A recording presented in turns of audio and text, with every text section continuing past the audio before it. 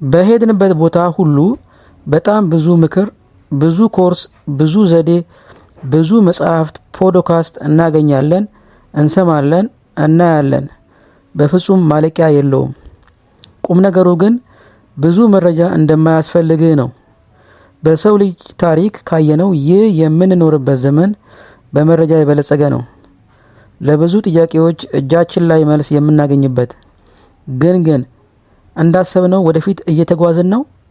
እየኖርን ያለነው የምንመኘውን ነው ወይስ በቃ ዝም ብለን በለመድነው መንገድ እየኖርን ነው?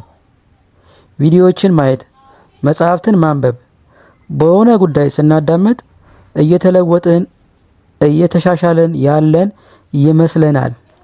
ነገር ግን ዝም ብሎ የመረጃ ፍጆታ ያለምንም ድርጊት ማለት ልክ የተለያዩ ቁሳቁሶችን ገዝቶ ምንም ያለ መገንባት እንደማለት ነው።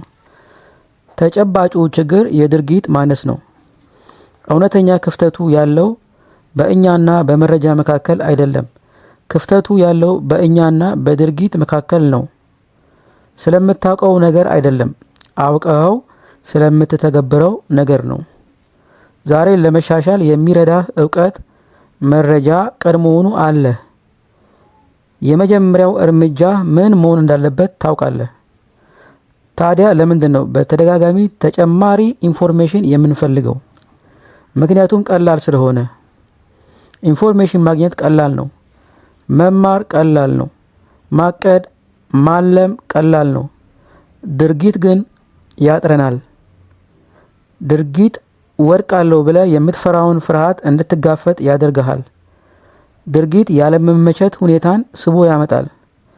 ያለመመቸትና ድርጊት ግን እድገት የሚወለድበት ቦታ ነው።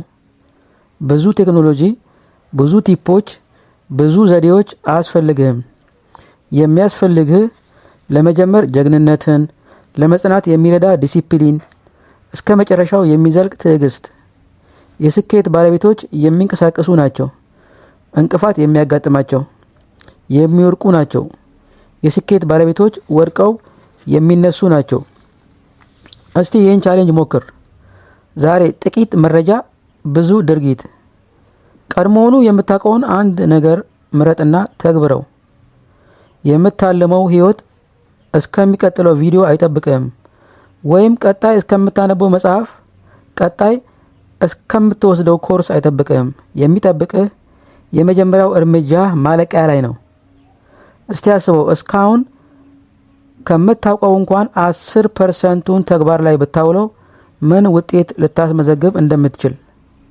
የኢንፎርሜሽን እጥረት የለብህም። ያለብህ የድርጊት እጥረት ነው። ደስ የሚለው ደግሞ 100% በአንተ ቁጥጥር ስር መሆኑ ነው። ጊዜህ አሁን ነው፣ እንቅስቃሴም እንደዛው። እናም አስታውሱ፣ ለመጀመር የሚረዳህን ሁሉ መረጃ አለህ።